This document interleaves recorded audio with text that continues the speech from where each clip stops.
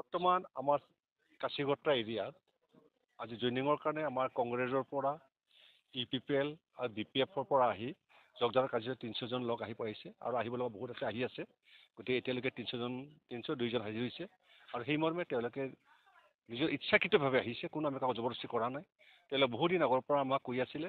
join হোৱাৰ কাৰণে আমি তেতিয়ালৈ কৈছিল ঠিক আছে আমি কাছিগত্ৰালৈকে যাম তেতিয়া কাৰোবাৰ জইন হ'ব মন থাকিলে আহিব পাৰে সেই মৰ্মে তেওঁলোকে নিজৰ মন প্ৰতিভা আশা কৰি লৈ আহি আজি ইয়াতে উপস্থিত হৈছেহি আৰু সেই কাৰণে তেওঁলোকক আজি আমি জইনিং প্ৰক্ৰিয়া কৰিম আৰু জইনিং প্ৰক্ৰিয়াত যেন তেওঁলোকৰ সুখ দুখৰ কথাবিলাক আমি শুনিম আৰু যেনেকৈ হওক যিকোনো প্ৰকাৰে আগন্তুক আমি ইলেকশ্যনৰ কাৰণে আগবাঢ়িব লাগিব কি হয় কি নহয় কোনে কেণ্ডিডেট দিয়া কোনে কেনে যেনেকৈ আমি আগবাঢ়িব লাগিব যিহেতু লোকসভা নিৰ্বাচন সন্মুখত আহি আছে এতিয়ালৈকে বৰ্তমান আমাৰ BTADত আমাৰ ক্লিয়াৰিফাইড আমি কৰা নাই যদিও কৰিব কিন্তু এতিয়া আমাৰ অল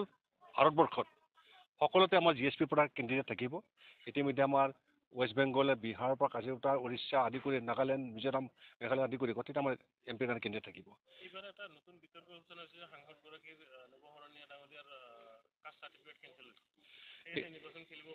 এতিয়ালৈকে কোনো কাষ্ট চাৰ্টিফিকেট কেনচেল হোৱা নাই কাৰণ তেখেতৰ শৰণীয়া জনগোষ্ঠীৰ যদি কাষ্ট চাৰ্টিফিকেট যদি কেনচেল হয় তেতিয়া ভাৰতবৰ্ষত যিমানখিনি আমাৰ শৰণীয়া আছে সকলোকে তেখেতৰ চাকৰিৰ পৰা বঞ্চিত হ'ব আৰু এইটো কোনোবোৰ সম্ভৱ নহয় কাৰণ আমিও জানো যে আমাৰ মধাই জনগোষ্ঠীক চাৰ্টিফিকেট বেন কৰি থৈ দিছিলে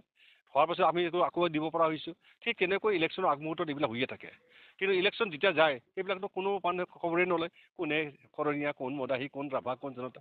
কোনো খবৰ নলয় এতিয়া তেখেতৰ যিটো নেকি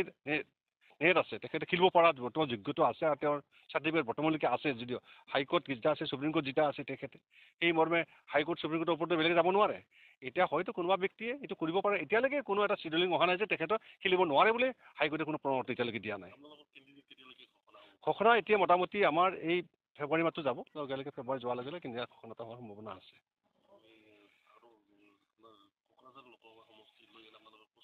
এতিয়া কোকৰাঝাৰ লোকসভা প্ৰচিডিউৰ ইতিমধ্যে আমাৰ কুচকাৱাজ চলি আছে আলোচনা হ'ব চেণ্ট্ৰেলে যেনেকৈ আদেশ দিয়ে সেইমতে আমি চলি যাম বৰ্তমান আমি একো ক'ব নোৱাৰিম এতিয়া চেণ্ট্ৰেলৰ নিৰ্দেশনামতে আমি চলিব লাগিব আৰু সেইমতে তেওঁলোকে আগবাঢ়িব